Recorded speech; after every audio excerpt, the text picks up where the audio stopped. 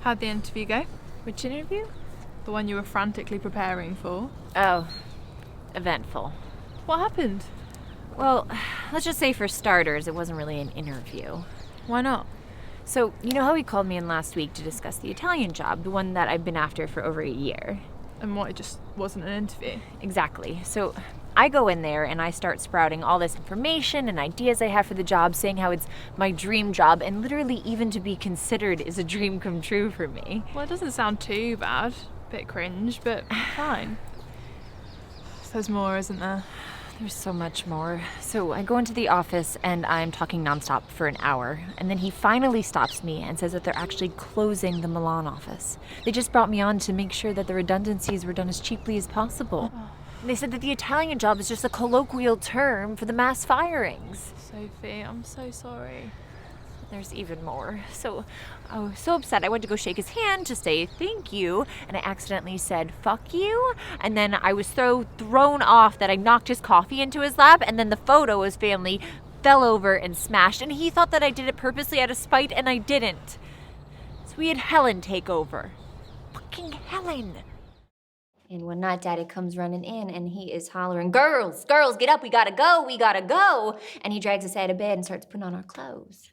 And there's all these bags in the hallway packed in a real hurry. We hear some noise outside. Shouting and screaming. And Mama is just standing there just watching the TV, just not moving, frozen like. And Dad's running around like a whirling dervish, grabbing bags. And on the TV, we can see a car on fire, a police car. And there's all these people that are just smashing shop fronts and pulling out TVs. People throwing bricks and bottles. And there is a police officer in a helmet, and he is just whooping 6 shades of hell out of a boy. And Daddy rushes over, and he yanks us up, and he starts pushing us towards the door, towards the car. And outside, we can see that there's smoke coming from the downtown. Orange glow from the fire. And we say to Daddy, "What's going on?" And he said, "It's the edge of the world come," just like I said it would. And we get as far out as the edge of Greenwood where it cuts up on over in Maine, and then Daddy just slams on those brakes. Road's blocked up ahead. We gotta go. Do the rest on foot. Grabbing all the bags that he can. He grabs us by the hands and starts running. And then I says, "Where's Mama?" And we's a screaming, "Mama, Mama!" And we're reaching out for her lying there, and then Daddy picks us up and carries on and says, "Don't look back, girls, don't look back!"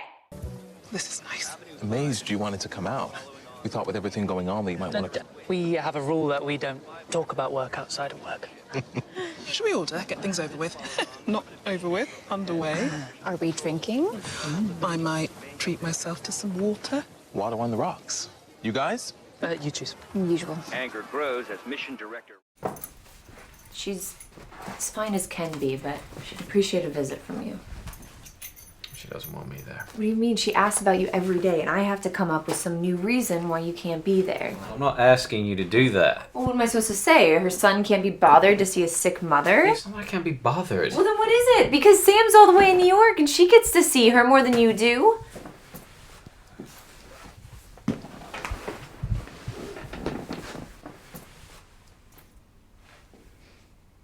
It's about Dad, isn't it? Dad's been gone a while, and she might be soon, too. What do you mean? We're discussing palliative care options. I don't think she has long left. I saw that What? just now. What? Winking. Winking?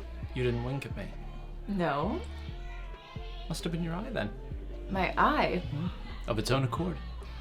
Oh, it's probably an eyelash or something. Oh no, I happen to be an expert in lovely eyes and the winks they make. Well, that wink was probably an eyelash or a mote of dust. Oh no, not that wink. That wink was saying something alright. What was it saying? Couldn't possibly say. Why not? Because that's a secret between your lovely eye and me. I couldn't possibly betray its confidence even to a stranger. A stranger? I hardly know you. Well, if it persists in betraying my confidence to handsome young men, I guess I'll just have to take it out of my head.